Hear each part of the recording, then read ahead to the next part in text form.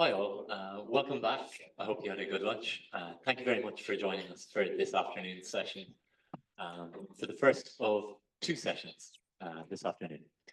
By way of introduction, my name is James Brady and I am on the board of British Pugwash. I'm also a research assistant at the Centre for Science and Security Studies in the Department of War Studies at King's College London. And I am so delighted that you could join us for today's sessions. We're going to start today's sessions. We'll be hearing from three speakers during the session. Our first speaker will be Harine Raaj, Master's student of International Relations at the University of Manchester. We'll then hear from Beatrice Aubert, a research assistant at RAND Europe in Defence, Security and Justice team, and member of the Nuclear Strategy Network Next Generation Group. And finally, we'll hear from Mohammed Qasim, policy and research volunteer with the Nuclear Information Service and MA student in Peace, Conflict and Development at the University of Bradford. So I'm going to hand over to Harine to start today's this afternoon's session. Harine, if you can give us a thumbs up and a mic check that things are working fine in terms of the technicalities. Hi, Aaron, can you hear me? Yeah, we can hear you loud and clear. Sorry, apologies. I came down with a flu, so I couldn't be there in person. Thank you so much for joining us despite that, and hope you recover quickly. Thank you very much. First of all, thank you for inviting me for the conference, and I would like to begin my presentation focusing on regulating illicit nuclear arms trade and trafficking for better global stability. Sorry, next slide, please.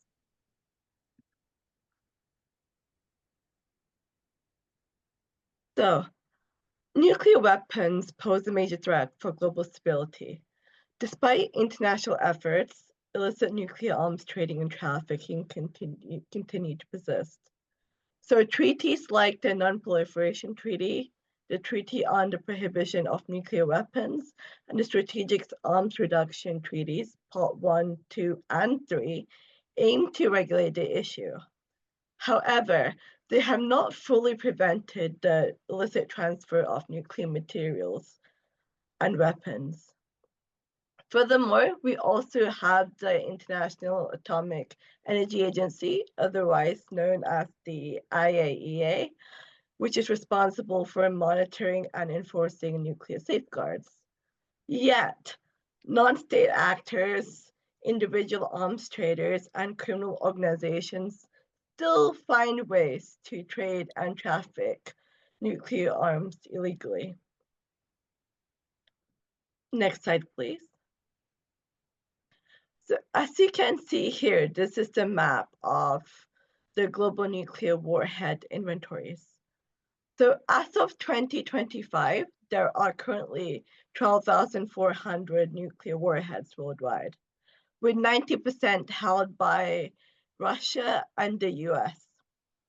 So others include 225 warheads held by the UK, 50 by North Korea, 90 by Israel, and vice versa. Furthermore, rising geopolitical tensions between these major nuclear states and as well as technological advancements have heightened nuclear security risks. Sophisticated smuggling methods, cyber threats, and the expansion of clandestine networks driven by black and gray market trade undermine safeguards, increasing the risk of illegal trafficking. And so why is this issue important now? So if even one of these single warheads is traded illicitly, the consequences of this could be catastrophic, endangering millions of lives as well as destabilizing entire regions. Next slide, please. So the objectives of my presentation, one, involves analyzing the weaknesses in the current global non-proliferation framework and mechanisms. Two, highlighting key case studies that illustrate past failures in preventing illicit nuclear trading. And three, proposing practical solutions including enhanced cooperations, technology-driven trafficking methods, as well as stronger regulatory measures. Next slide, please. So here I have presented a mind map on illicit nuclear arms trading detection and prevention systems. And this mind map focuses on four main components. So if you look at the top left, this focuses on data collection and intelligence gathering. So this would include the use of surveillance and OSINT to monitor nuclear sites and trade routes using satellite imagery, open source intelligence, and custom data to detect suspicious activities. Then you also have the human intelligence aspect. So agencies conducting covert operations and sending spies to gather first-hand information on illicit networks through infiltrations. On the top right-hand side, you have the international collaboration. So use of IAEA and global networks. This includes cooperating with international agencies and organizations such as the IAEA and Interpol to share intelligence of trading activities and to ensure compliance with non-proliferation agreements. And you also have global databases. So creating and maintaining databases to track nuclear materials and technologies involved in illicit nuclear trading. On the bottom left, you have detection technologies. So the use of radiation sensors and AI tools. And using these advanced sensors at borders and ports to detect radioactive materials alongside AI-powered analysis helps to identify patterns of increased nuclear trafficking. And we also have cyber monitoring, so where agencies can track illegal online marketplaces where nuclear technologies might be traded. So this would be utilizing black and gray markets. Then finally, on the bottom right, we have legal and policy frameworks. So here we have international agreements and sanctions, which strengthening treaties like the non-proliferation treaties, and also imposing strict penalties on those involved in illicit nuclear trading through sanctions placed by the UN Security Councils to help in the prevention of illicit nuclear trading. And then we also have national and legal coordination, so ensuring that local laws align with international regulations to help prevent illicit nuclear proliferations. And overall, these systems would require, for enhanced effectiveness, global cooperation, advanced technologies, and strong legal frameworks to effectively combat illicit nuclear arms trading. Next slide, please. So the question is, what treaties exist to counter illicit nuclear trading and trafficking? And what are the main issues of these? So first, we have the Non-Proliferation Treaty, otherwise known as the NPT, which is the cornerstone of the nuclear arms control agreements, and was designed to prevent the spread of nuclear weapons, whilst also promoting peaceful use of nuclear energy. It operates on three main pillars. 1, non-proliferation. 2, disarmament. And 3, peaceful nuclear energy cooperation. However, despite its broad acceptance, the treaty lacks strict enforcement mechanisms. So, for example, if a country chooses to violate the treaty, there are no automatic penalties or even military consequences implied. Instead, diplomatic pressures or sanctions are used, which, as we have seen historically, are not always effective. Two, we have the Treaty on the Prohibition of Nuclear Weapons. So this treaty was adopted by the UN General Assembly in 2017 and is the first legally binding international agreement that explicitly outlaws every stage of nuclear weapons life cycle. This includes development, testing, production, stockpiling, and the transfer of nuclear weapons, as well as the use and the threat of use. And by prohibiting these activities, the treaty aims to delegitimize nuclear weapons and eliminate them entirely, setting a clear path forward for global disarmament. However, this treaty also faces major roadblocks. For example, none of the major nuclear-armed states, such as USA, Russia, China, UK, and France, have signed or ratified the treaty. And without the participation of these major nuclear powers, the treaty's impact is largely symbolic to a major extent. And additionally, like the NPT treaty explained earlier, it also lacks any enforcement mechanisms or penalties, making it difficult to ensure compliance. Third, we have the Strategic Arms Reduction Treaties, Part 1, 2, and the New START Treaty.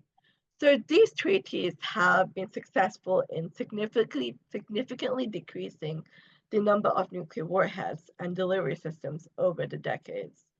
The START 1 treaty reduced the number of deployed strategic warheads to 6,000 and delivery vehicles, so including missiles and bombers, to 1,600. Furthermore, the START 2 treaty, while it aimed to further reduce the number of strategic nuclear weapons, it never really entered into force, largely due to the evolving political landscape and challenges related to missile defense systems. And thirdly, we have the New START Treaty of 2010, which sets limits on the number of deployed strategic nuclear warheads at 1,550 and delivery systems at 700. It included enhanced verification measures such as data exchanges and on-site inspections, which were crucial for transparency and building trust. It also allowed for a clear and measurable framework for both nations and states to follow. Overall, one of the greatest strengths of the three treaties is that they include verification mechanisms, allowing both sides to inspect and monitor compliance. However, these treaties also have its limitations, as they only apply to the deployment of nuclear weapons for state actors, meaning that these treaties do not necessarily address the issue of illicit nuclear arms trading and trafficking, smuggling, or even the involvement of non-state actors and individuals who largely obtain and trade nuclear materials. Next slide, please. So what are the key loopholes in the enforcement and verification mechanisms? So one of the biggest challenges in preventing illicit nuclear trading and trafficking lies in the loopholes within enforcement and verification. And these allow rogue states and illicit networks to exploit weaknesses in the global non-proliferation system. So one, we will look at the lack of enforcement mechanisms. So most nuclear treaties rely on voluntary compliance, meaning that there are no centralized authority to impose immediate consequences on violators. And without a centralized enforcement body, nuclear treaties often lack the power to compel countries to adhere to their commitments, leaving compliance largely dependent on diplomatic pressure and political will. Furthermore, when we look at the International Atomic Energy Agency, it plays a critical role in monitoring compliance. However, it does not necessarily have the power to enforce sanctions, and the enforcement of sanctions largely fall on the UN Security Council. But the UN Security Council's enforcement is often perceived to be slow and politically influenced, meaning that major powers within the Security Councils have the access to veto, such as the US, Russia, and China, who have the ability to block or delay sanctions based on the strategic and national interest. Furthermore, countries can also secretly develop nuclear programs in violations of treaties without immediate repercussions, as enforcement actions often take years of diplomatic negotiations. And a great example of this can be seen by North Korea, who withdrew from the NPT treaty in 2003 and openly conducted nuclear tests. While the country faced so many sanctions, these measures were rather gradual and sufficient to prevent the nuclear advancement. Second, we have challenges in monitoring and compliance. So even when verification systems exist, many countries resist intrusive inspections, citing sovereignty and national security concerns. The IAEA's verification system largely depends on declared nuclear activities, meaning that undisclosed programs in secret facilities can go undetected. Some nations restrict or delay access to key military sites, making it difficult to assess whether they are complying with treaty obligations. For example, Iran has limited IAEA inspectors access to certain military facilities, fueling suspicions about possible nuclear weapons development. And finally, there are dual-use technologies.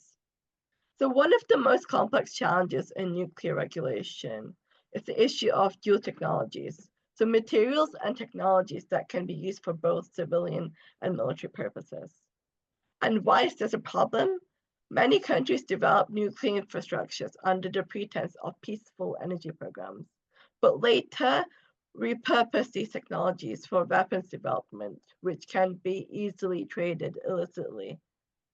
And examples of these include the uranium enrichment centrifuges, used for generating nuclear power, but can also be used to produce weapon-grade uranium. We have the plutonium reprocessing technology, so which is necessary for some civilian reactors, but also can be used to extract plutonium for nuclear weapons production. Then there's also the outstanding illicit trade networks, which exploit these loopholes by disguising nuclear-related exports under civilian labels. Next slide, please.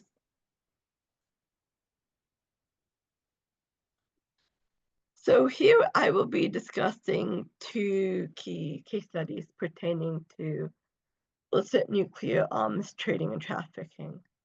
So the first one, we have the Abdul Qadir Khan network. So who was Abdul Qadir Khan?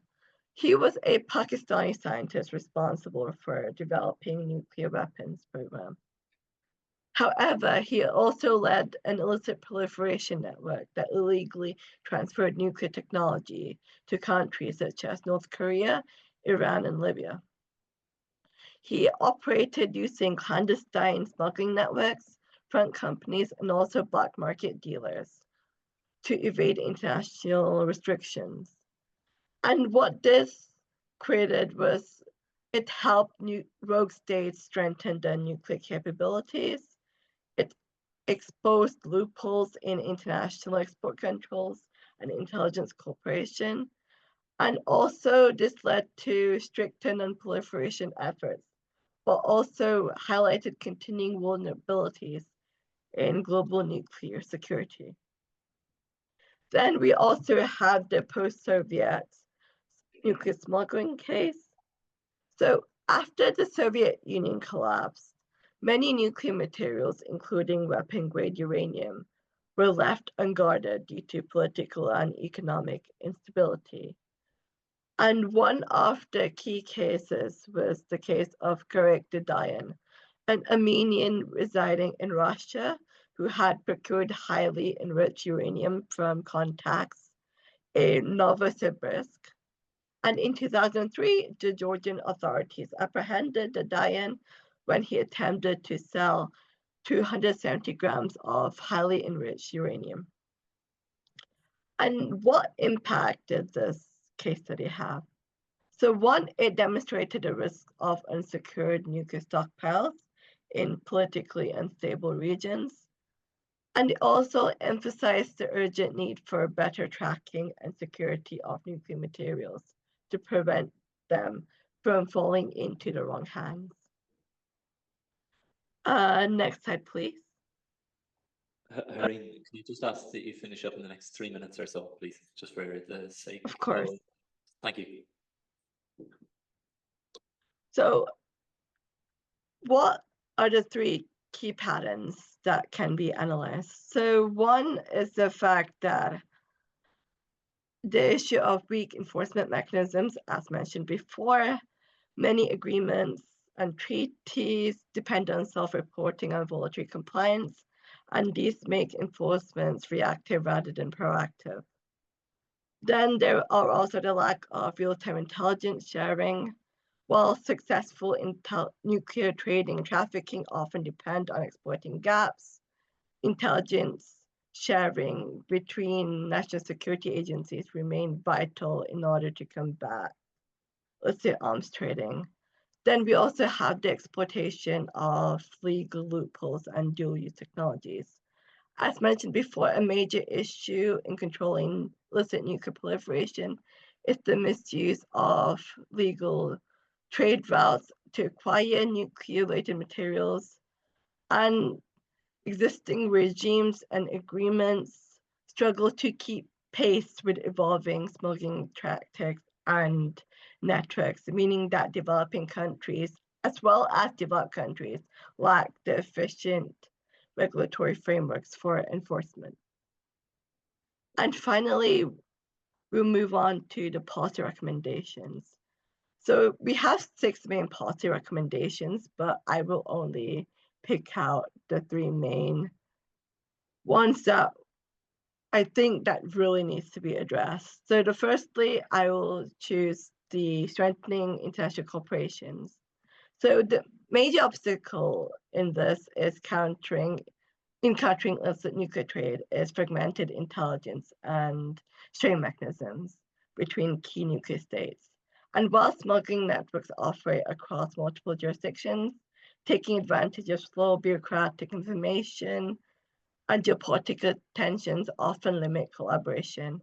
And to do this, establishing a secure real-time intelligence sharing framework is rather important, such as establishing joint nuclear security databases and even multilateral task forces. Second, I would want to propose is expanding the IAEA's authority. While the agency plays a crucial role in monitoring nuclear activities, it's easy to say that the inspections are often delayed, restricted, or even limited to pre-approved visits. And granting the IAEA with real-time unannounced inspection capabilities would not only deter countries from bypassing safeguards, it will also improve the agency's ability to detect unauthorized diversions and also trafficking of illicit nuclear materials. And furthermore, lastly, I would also want to highlight leveraging technology for tracking and security. One thing I would like to highlight is the use of AI and cybersecurity measures. So with increasing digitalization of global trade, nuclear smugglers are using cyber tactics to evade detections, hacking into monitoring systems, and also manipulating supply chain data. And governments and international agencies must, for me, invest in AI-driven threat detection systems that can easily analyze global trade records, financial transactions, as well as custom data to flag suspicious activities. And furthermore, lastly, enhancing cybersecurity protocols at nuclear facilities is really essential to protect against hacking attempts from individual hackers and non-state actors that could disable monitoring systems or even facilitate unauthorized nuclear transfers. And finally, implementing a zero trust security model, continuous monitoring of sensitive databases, and also stronger encryption standards would significantly reduce these vulnerabilities. And thank you very much.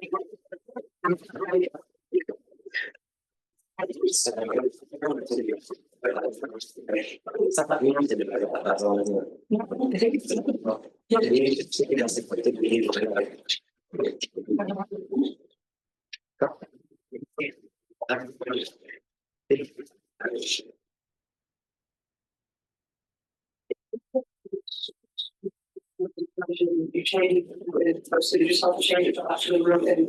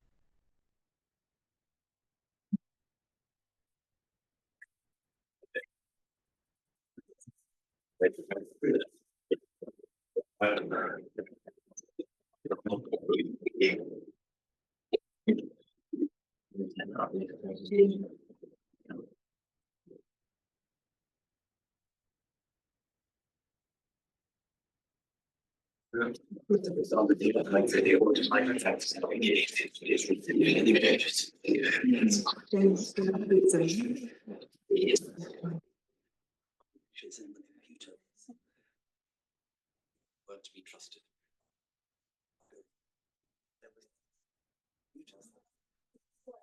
Can I get an audio check? Just 1 2 1 2. If anyone can joining via Zooms can give us a thumbs up if you can hear us clearly. Okay.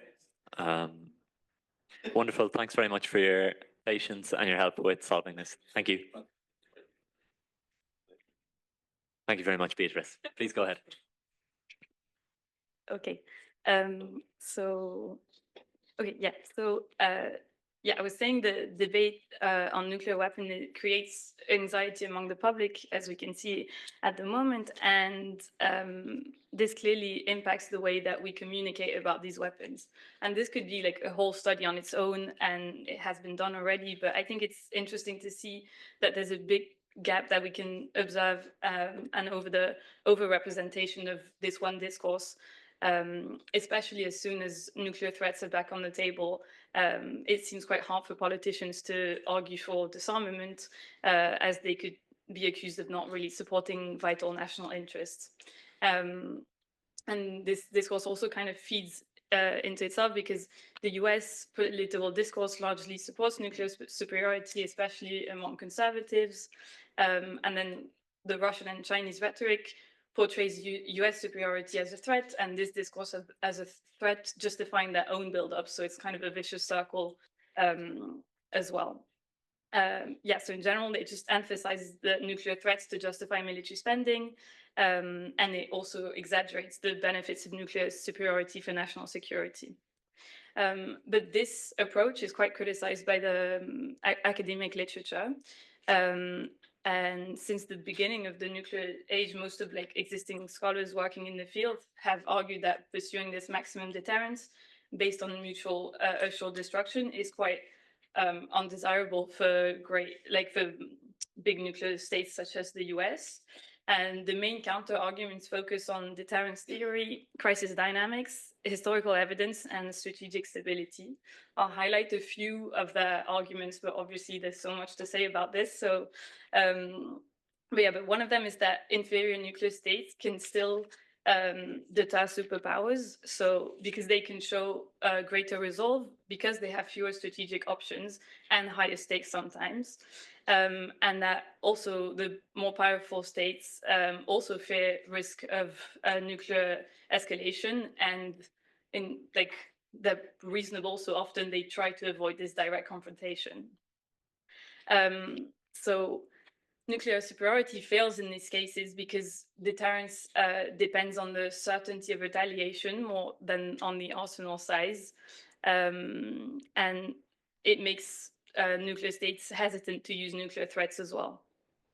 So this challenges the assumption that more nuclear weapons always mean more power in crisis, and especially in asymmetric crisis.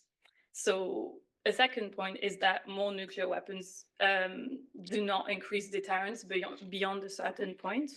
So once a country is sure that it possesses a second strike capability, deterrence should be ensured, because then any nuclear exchange would lead to destruction for both sides, which is the idea of deterrence. But this idea supports more like parity-based stability rather than an arms race. Because again, nuclear war would be catastrophic for both sides, not just for one, if the second strike capability is here. So the implication for this is that nuclear superiority does not seem necessary as long as a state can retaliate, because deterrence will hold anyways. And yeah, another argument is that strategic stability is undermined by nuclear superiority, because pursuing this superiority increases instability and the risk of nuclear war. So if one state seeks nuclear superiority, others will respond. And it's kind of what I was mentioning before with the US and China, because China's nuclear expansion is justified sometimes by saying that they fear that the US can achieve nuclear primacy. Then it forces China into an arms race, but it also forces the US into maintaining this policy that is seen as the policy that will protect their like vital interests. So again, it's a vicious circle. And yeah, so the main implications of this criticism of this theory is that the pursuit of nuclear superiority does not make war less likely, but it makes it more dangerous. And therefore, like the best strategy, according to these scholars, is nuclear priority, arms control, and second strike survivability, rather than this vicious circle of an arms race. But with this in mind, with the public discourse as well, like it can be asked why a nuclear state would choose to have a strict sufficiency policy if it is not seen as much as a credible deterrence. So I'll try to get quickly into it with the case study of France a bit later.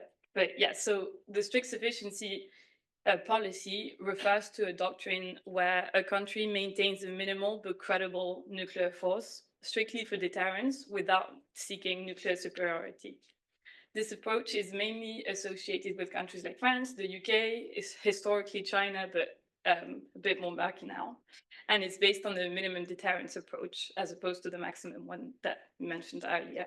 And yeah, meaning that holding even a small number of nuclear weapons can ensure robust deterrence. So France has adopted this principle of strict sufficiency, and it defines its arsenal as designed to inflict unacceptable damage on an adversary rather than seeking parity with nuclear superpowers. So France is aware of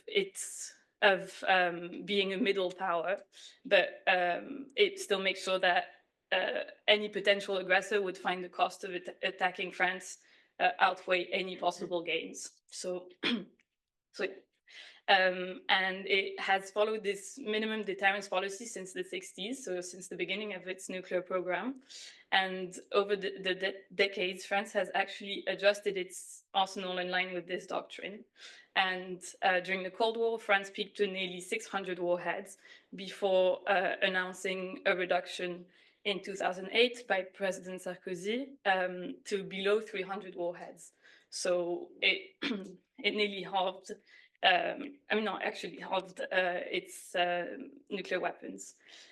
And this commitment is quite consistent policy because it was reaffirmed in 2015 by President Hollande and again in 2020 by President Macron, showing that it is like a cornerstone of France's defense policy and nuclear policy. And along halving its arsenal, it has also dismantled its land-based nuclear forces, so leaving the airborne and naval-borne components. It has signed the CTBT, and it also ceased production of weapons-grade plutonium and uranium. So the strict sufficiency policy that France adopted gives it the reputation of a responsible nuclear state, and France does not want to compromise that posture in the international sphere at the moment, which could be an argument for adopting this policy. And of course, you could make and we read them in the press at the moment, and you could make a lot of arguments about France not being able to counter a Russian strike, or that its deterrence is not credible. And there's a lot of talk about this at the moment, that it's dependent on the US and it can't guarantee extended European deterrence. But as if we base ourselves on the literature from the previous section, credibility does not rely solely on the number of warheads, but also on the survivability and second strike capacity. And France is showing with its airborne and naval component that it has a credible ability to be able to strike back. It hasn't been in a situation of nuclear escalation with Russia for the moment, and hopefully it stays that way. And of course, other factors should be taken into account, looking at wider crisis dynamic. But in theoretical deterrence approach, France seems like a credible nuclear power.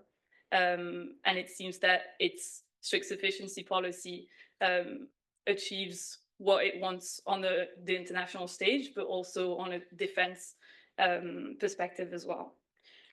So ultimately, nuclear deterrence is not a mathematical certainty. The sheer signaling of nuclear capabilities has proven to be an effective deterrent for now. And nuclear war remains kind of a theoretical debate for now as well. But understanding these strategies and these theories is crucial to better inform nuclear policy making. And on this, I have a set of recommendations that could be made. On the theoretical side, I think promoting policies of strict sufficiency as models for more responsible nuclear behavior, while still being realistic that countries, especially of the P5, are not really looking to disarm completely. But it would promote credible deterrence without over-escalation and without fear of another arms race. And yeah, reassessing the relevance of nuclear superiority in our political and media discourse could be interesting to explore theories that reflect modern realities without creating anxiety. And for more practical recommendations, renewing dialogue with states with growing nuclear arsenals to reduce competition would be important, strengthening communication as well to reduce escalation. And again, thinking about our communication around nuclear weapons is important to how we signal threats to the public as well. And finally, reinvigorating public awareness campaigns for engaging with local communities and to reinforce the urgency of having a stronger arms control regime. And as was said this morning, there's no need to, I don't think we need to think of a completely new regime, but strengthening the one we have already would be a good fast step. Yeah, so thank you for listening, despite the little glitch. And this is just the preliminary findings of something that I find interesting, and I'm looking forward to research a bit more. I'd love to, it was quite like a quick overview of two big theories, so I think definitely interesting to do a bit more on this, especially linking it with issues of strategic culture, I think would be an interesting way of bringing a bit more depth to it. But yeah, happy to discuss that in the Q&A. Thank you. Thank you very much, Beatrice, and apologies to both you and those joining online for the audio interruption. Sorry about that. Thank you very much. Can I ask someone who is joining via Zoom to give us a audio check, please, just to make sure that our audio is still working? Thumbs up. Okay, thank you. So I'm going to hand over to Mohammed for the third and final presentation of this panel before we move to discussion and questions from our audience. Please go ahead. Yeah, thank you so much for organizing this conference and inviting me, and thank you so much for all of you to coming. My presentation is very simple and straightforward, and I will focus on South Asia, the regional instability and proliferation, nuclear proliferation risk in South Asia. So I will address some questions. So why there is regional instability in South Asia, and why is in the most important region that is we have witnessed the most volatile and vulnerable region in the world, and why there are risks, nuclear proliferation risk in the region, and what is the way forward. So starting from the first slide, why South Asia? So South Asia is most important region in the world, having around 2 billion people. Marks India is the first biggest country. Pakistan is the fifth biggest country, and then there is China as well. China is the second biggest country. And still there is a nuclear triangle as well. Both India and Pakistan, they are the nuclear states, and then China is also a nuclear state. The uniqueness and the vulnerability of the region is that India and Pakistan, they both, they don't have the good bilateral relations with each other. China and India, they also have some territorial disputes with each other. So that marks the significance and importance of the region as well. So moving forward to the next slide, why there is a regional instability. So there are historical territorial disputes between India and Pakistan. The Kashmir is the most important territorial dispute, and both countries have fought more than 3 wars on this issue. There are some other territorial disputes like Kargil and Siachen as well. So these are this is the basic point of rivalry between India and Pakistan. There is also cross-border terrorism in the region as well, because there is we cannot ignore the fact that there is also Afghanistan there, and Afghanistan has been witnessed like the most instability in the country. Then there is Iran as well. Also, there are non-state actors in the region. They are more active to destabilize the region. Both India and Pakistan, they are actively building their military and strategic competition. According to SIPRI, South Asia has been witnessed by 5% annually increased in military expenditures. So, and there is also another most important reason why the region is so unstable: the political unwillingness and the political instability that links to regional instability. The changing governments, especially in Pakistan, democracy is not stable in Pakistan, and there is a rapid change in governments in Pakistan. There are also nationalist ideologies both in India and Pakistan, and we have also seen the internal political instabilities for so many other reasons that further heighten the regional tensions in the region. According to SIPRI, the South Asian region has the most volatile nuclear region in the world. Moving to the next slide. So why there are proliferation risks? So India and Pakistan both, they first 1974 India become the nuclear state, and following Pakistan become nuclear state in 1998. Currently, India has 172 nuclear weapons, and Pakistan has 170 nuclear weapons. Pakistan is projecting to increase the number of nuclear weapons by to 200 by 2025. India is also developing the hypersonic missiles and multiple MIRVs, and India also successfully tested the first MIRV in November 2024. Pakistan is also enhancing the delivery and capability of a long-range ballistic missile. Pakistan is also capable of reaching over the long-range ballistic missile over the 10,000 kilometer range. There are also some strategic risks, like increased likelihood of accidental conflict or the preemptive strikes.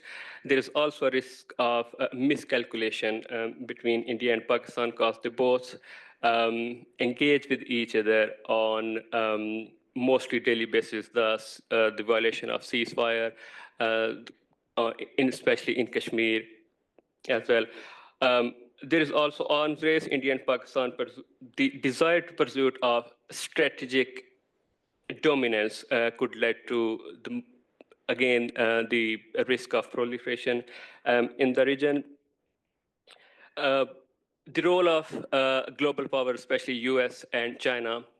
US continuously supporting India to enhance their defense capabilities. Likewise, China is also partnering very closely with Pakistan to enhance their military capability. See, the role of the global powers in the region as well, in India and Pakistan, regardless of to try to cooperate, they are competing with each other in the region. There's also some other important points where the risk can be proliferation risk. There is also non-state actors, mainly in Pakistan and India, especially in Pakistan. And they are actively involved in terrorist activities, and US has also imposed sanctions on the Pakistani missile system in regard to make sure that there is the non-state actors could not reach the nuclear program of Pakistan. So, what could be the way forward of to maintain the regional stability in the region? So there is always a way back to way forward. We have witnessed back into 1980s when what we call the cricket diplomacy, when both countries were very close to war, and then the president of Pakistan has visited to watch a match in India, and he met with his counterpart, and then they de-escalate the situation. We have also seen the same situation in 2000 as well. So where both countries have they were very close to each other, and they were very close to war, but then they established the contact. So the way forward is way back. So there was CBMs, but they have now canceled the CBMs. There are no further CBMs because there were some incidents in India, like the Mumbai attacks, and similarly, there are some other attacks in Pakistan. There were some miscalculation, misunderstandings, and mistrust between India and Pakistan. So they can restart and re-establish the CBMs, and then they can start the dialogues between India and Pakistan. And there could also be another way forward as well. So if they can encourage the third-party mediation through international organizations like UN, India and Pakistan, they both are not the signatories of NPT, CTBT, or FMCT. So if the global powers or the global entities, if they can encourage both India and Pakistan, if they can sign the NPT, CTBT, or FMCT, then there will be low risk to proliferation in the region. There should also be need to establish a regional security framework. There is a regional organization called SARC, but it is very important to accelerate the SARC, South Asian Association for Regional Cooperation, because it is not quite active as the other organizations are working in the regions. So it is all because of the rivalry between India and Pakistan. So they both have their interests. They both want to influence and dominate the regional organization. So, there is also need of track to diplomacy, and especially both countries, they both have quite similar culture, they both have quite similar languages, they both can cooperate in, other than to compete with each other, they can use this as a bridge because both countries have some kind of similar values as well, traditions, but they are not engaging with each other. There is a dire need to establish people-to-people contact with each other. They can also start the track to diplomacy, like the retired military personnel or the bureaucrats or the actors or the other related stakeholders. So the overall situation in South Asia is quite volatile, and the only reason is the relations between India and Pakistan, for so many reasons, are not good. We have witnessed for more than 75 years, and there is a huge amount of risk of nuclear proliferation, nuclear accident. They could be miscalculated with, to each other, because we have seen both India and Pakistan, they have a violation of ceasefire. They also have fought about to each other.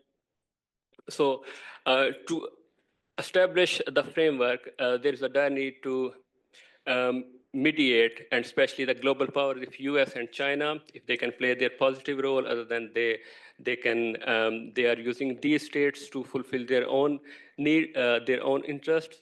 And there is also need of a visionary leadership in both in India and Pakistan as well, if they can also restart their own the CBMs and other platforms where they can start their dialogue. Thank you so much.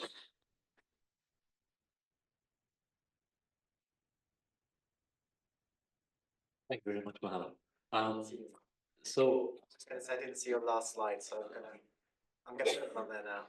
okay, so All the slides to everyone at the end. so I'm going to open the floor to questions, comments, or if there was anything that you'd like to respond to, the floor is open. I'm gonna take three at a time. Please. We've got one. Jan. Anyone else? There's Can't think of two. a gentleman here on the left by the Let's window. start with you. Let's start with Elias. Right, here we go.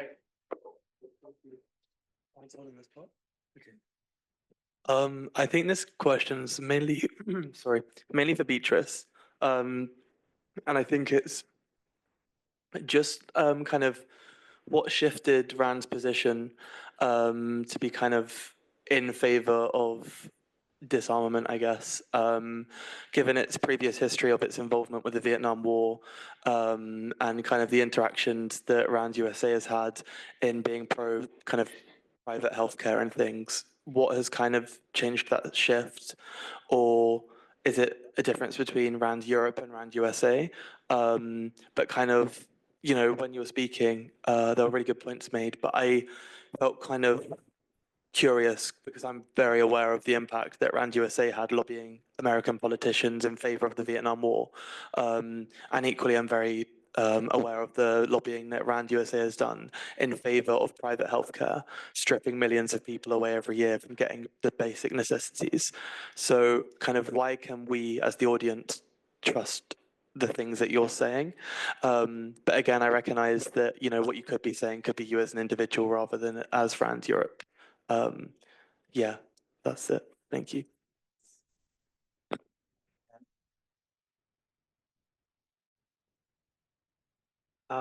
So the motivation behind my question first came from kind of the Euro-deterrent debate that we're having in Europe, and then I think in that way, and it was first more directed towards you, Beatrice, but maybe you can also weigh in on that part.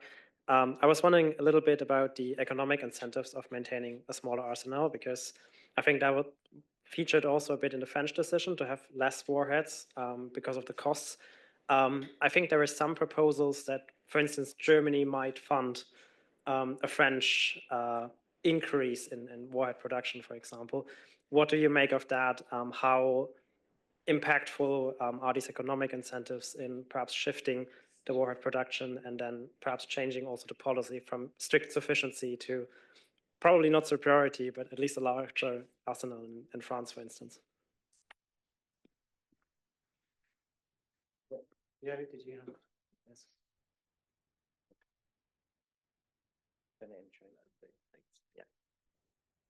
Yeah, I think this is probably predominantly for you, Beatrice. Again, sorry about that.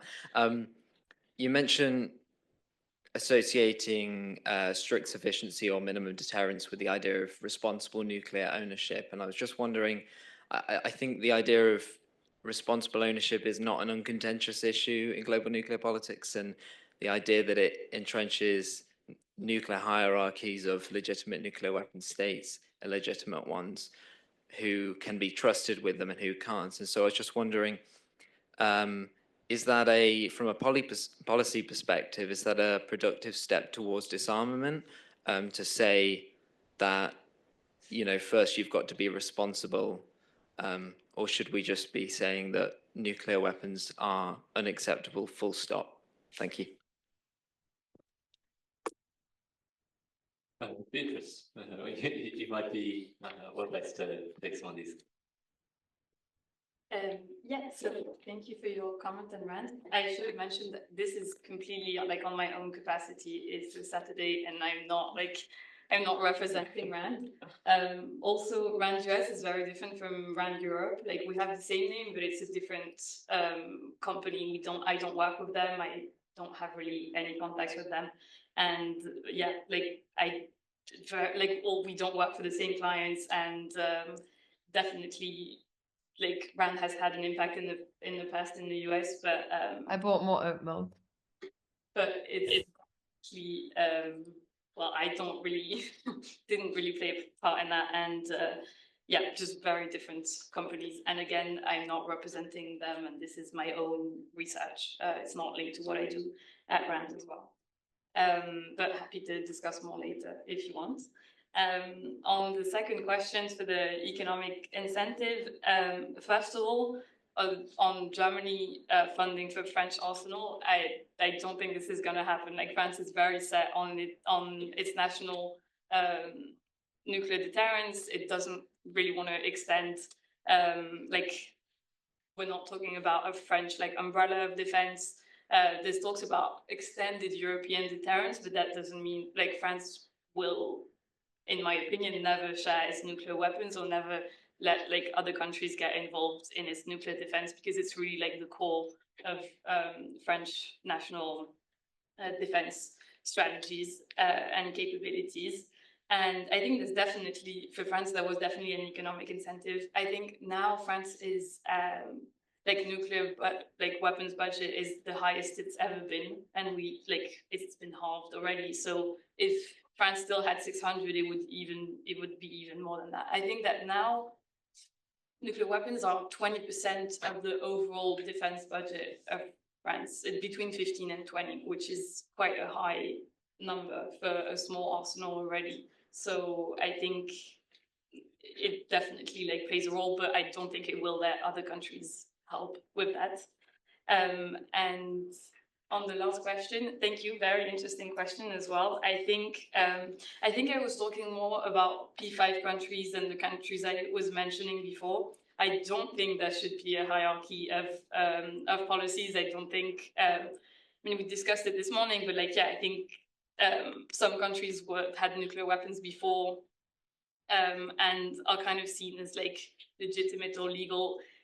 But yeah, that's a whole other debate as well. But yeah, I think, and I'm not saying that France's approach is acceptable, but I think if we're being with kind of if you take a realist approach to the situation now, I don't think any of the P5 countries are looking at disarming completely. So I think that if we hope for disarmament or a bit more reasonable nuclear use, I think the first step is already to reduce an arsenal, and I think that's why I was saying that also it sees itself as like a responsible nuclear, then again, we can argue if it is actually, but that's kind of how France wants to be described and describes itself.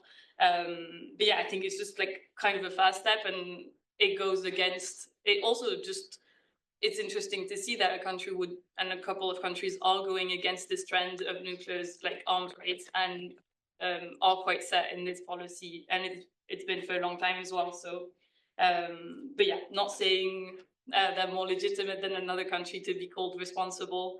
Again, responsible with brackets as well, depends on like your interpretation and on a lot of things as well. So, yeah.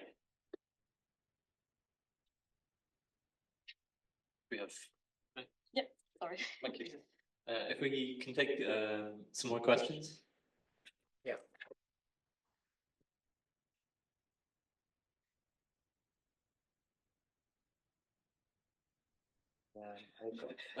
We have a gentleman here at the back of the room, and Yeah. Let's start with, Hi, my name is Franco Escobar from Kiel University. I was wondering, Mohammed, if I could ask you a question about the government justification of its nuclear weapons, both in Pakistan and India, given the inability to deter conflict, especially in Kashmir. And I wonder how they justify whether it's the public standing, basically, of nuclear weapons in the eyes of the government, if they see those conflicts as evidence that conflict has been contained to that region or some of those regions, and evidence of the success of their deterrent capabilities, or if they avoid this kind of debates and, without articulating the shortcomings of their deterrence, or if you could elaborate on some of that. Thank you.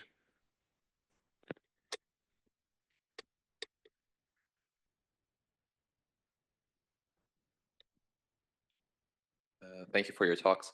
With the strict sufficiency policy or theory, I understand how it works against other nations which also have a limited arsenal, or other nations that don't even have a nuclear arsenal. But if you want to protect yourself against very large arsenals, again, earlier in your talk, you mentioned the idea of eliminating their nuclear capabilities before they, a country's nuclear capabilities before it can even retaliate. So if your nuclear arsenal is strictly sufficient, wouldn't that be more open to being destroyed entirely earlier? And so you would still have to increase your arsenal more than that strictly sufficient level to still protect yourself against much larger arsenals.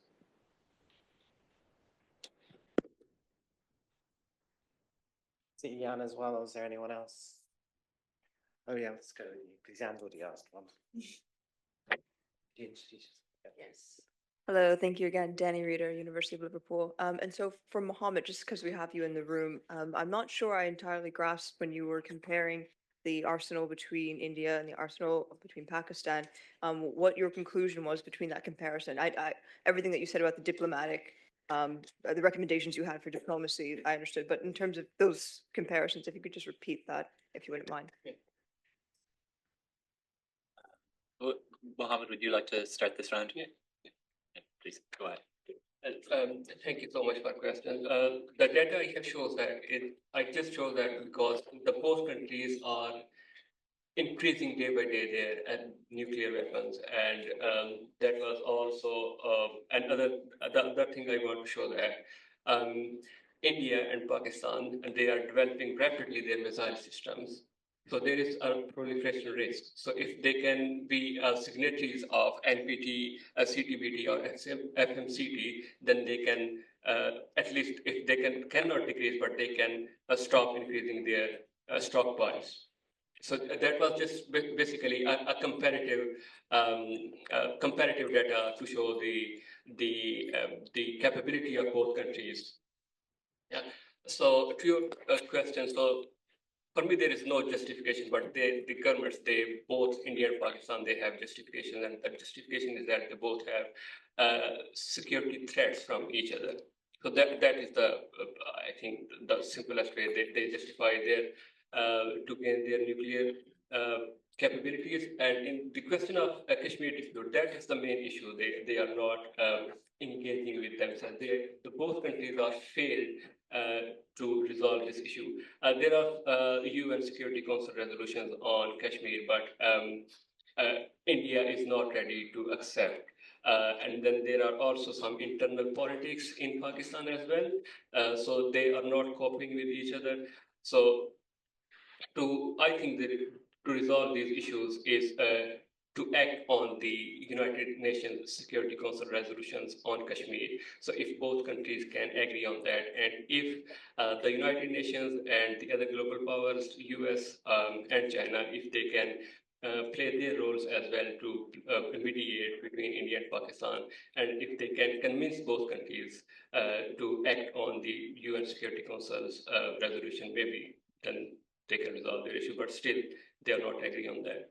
So they both have interest in that Kashmir as well. There are some, because the Kashmir is very rich in resources. The Kashmir is Kashmir is also providing the defense line to both India and Pakistan, and they both don't want to lose these defense lines. So yeah, there are these issues. Thank you. Thank you for your question. I think what I was trying to say at the beginning in the criticism of the theory is that, like, obviously a smaller state, against a country with a larger arsenal, like, it seems asymmetric. But I think the key is the second strike capability, because then it's mutually assured destruction. So if a larger state knows that this country that has a smaller arsenal will still be able to strike back, and that's done in the case of France, for example, they have airborne and naval capacity. So if Russia, like, hypothetical scenario, if Russia strikes the air base in the east of France that has its nuclear weapons, yeah, it's not great for France, but it still has always 2 submarines and that are able to strike back on Russia. They're not going to destroy Russia, but it's enough to inflict enough damage for Russia to be deterred to attack in the first place its nuclear base. So I think this is why, again, like, there's a lot of other factors, and you can argue that a smaller state will, like, is less credible. But I think if there's the second strike capability, it does create, like, a deterrent effect that should be enough for, unless it, like, a very irrational. But if you, like, keep this idea that nuclear states will act rationally, the fear of, like, mutually assured destruction should be enough to kind of keep this balance between a smaller and a larger arsenal.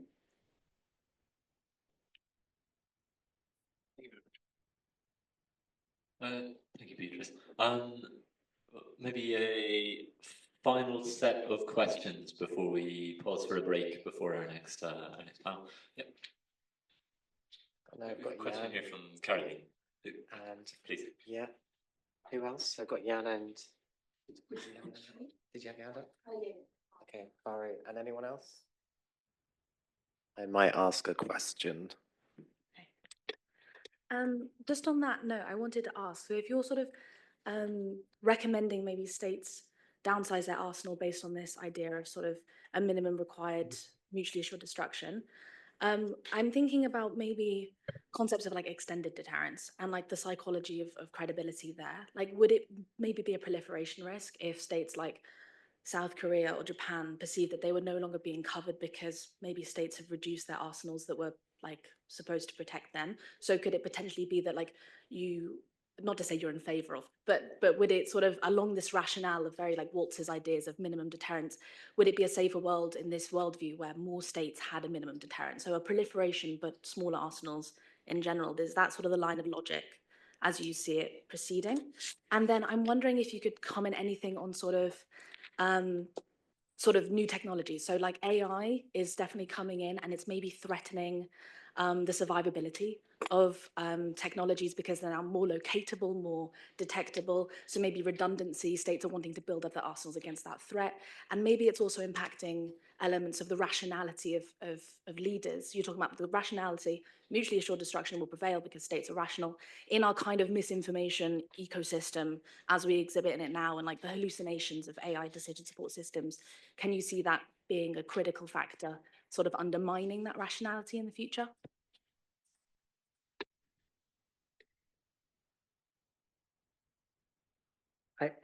So I have one more question for Harine, if you're still there. One of your examples that you went over was or illicit trade in the post-Soviet state, I believe, and a large part in tackling that issue, at least as far as I can remember, did the EU and US play in tackling that? And I was wondering to what extent you believe that international organizations like the IAEA or perhaps more regional cooperation forums or even individual states should step up in that effort to bear kind of the responsibility also potential lies, perhaps. Hi, I can hear you. That's a. Hi, Harine. Can I just butt in 1 second, ask a question, and then you're welcome. Sorry. I apologize for that. Unless we've got anyone else. Oh yeah, go for it. That's what we're here for. And then also, hi, Harine, Danny Ritter again. My question is for you as well, because we've had a couple of questions in the room about AI and sort of how that sort of plays into exacerbating these issues or changing proliferation. But I was wondering what your thoughts were, because I think if I heard correctly, you were quite a proponent of using AI in terms of threat detection models. And so how would you see this as balancing between some of those other questions we've had about increasing the risk?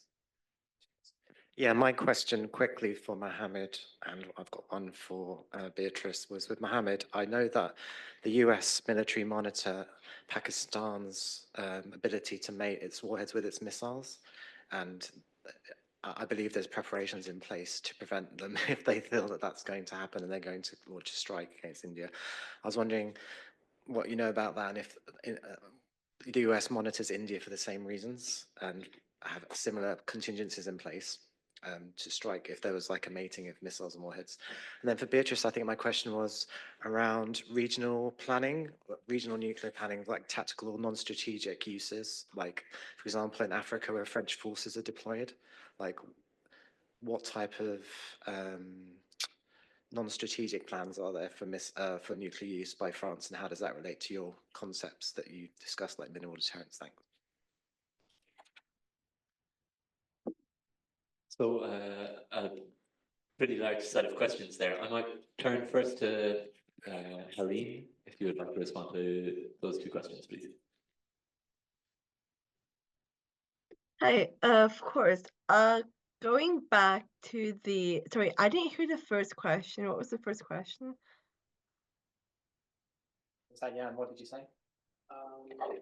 Just a second. Let me get you on my.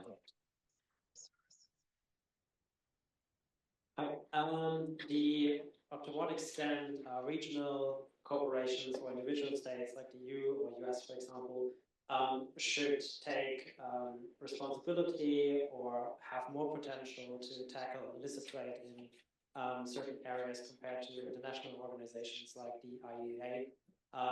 Looking back to your example that you brought up about illicit trade of nuclear materials in the post-Soviet space. Yeah.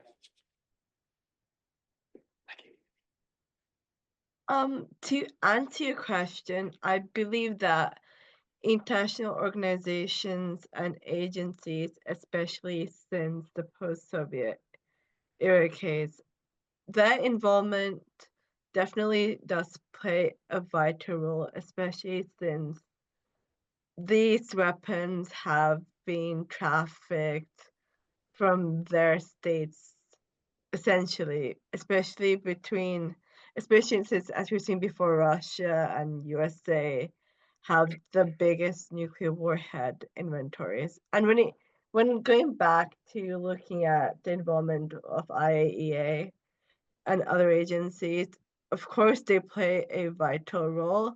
But yet again, if you're talking about how should they have more involvement, it's more of a two-way answer. One would say yes, of course, increasing expanding the, as I mentioned before, so expanding the authority of the IAEA plays a crucial role, especially when it comes to monitoring nuclear activities.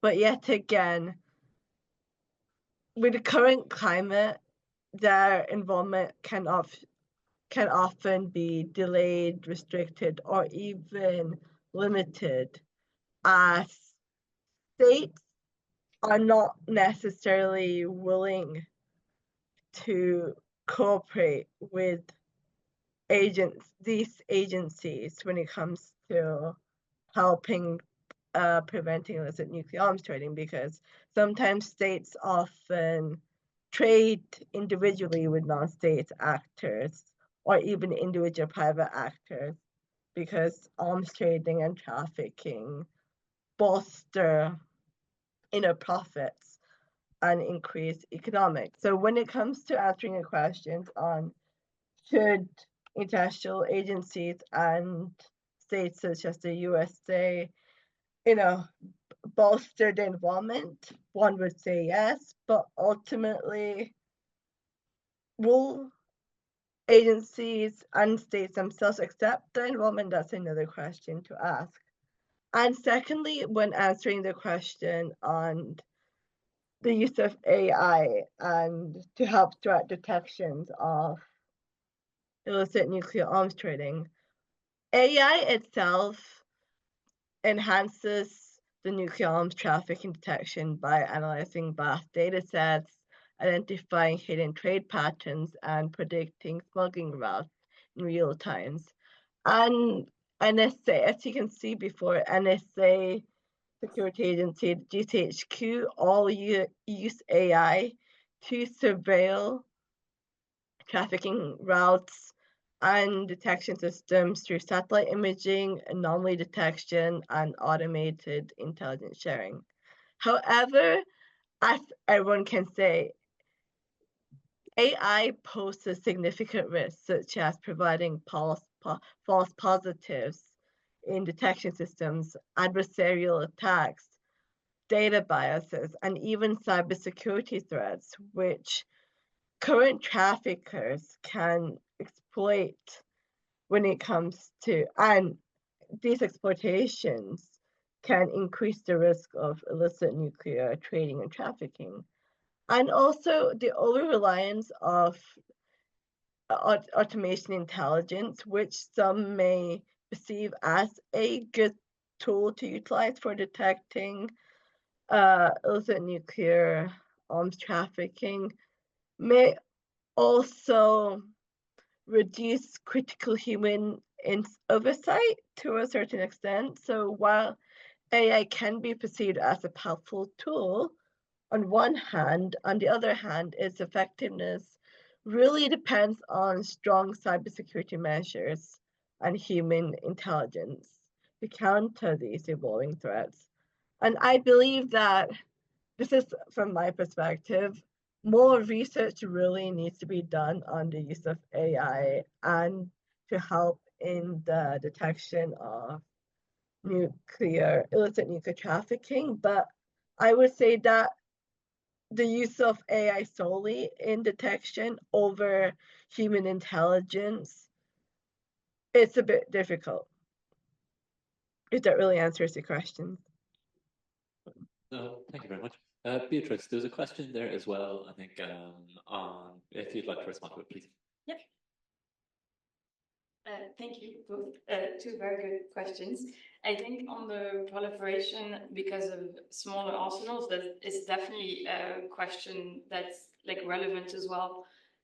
We see with Poland it's starting to be more and more interested in being involved in these talks about deterrence. So I think it's a bit hard to predict what's going to happen, but I think, yeah, it's definitely interesting to see.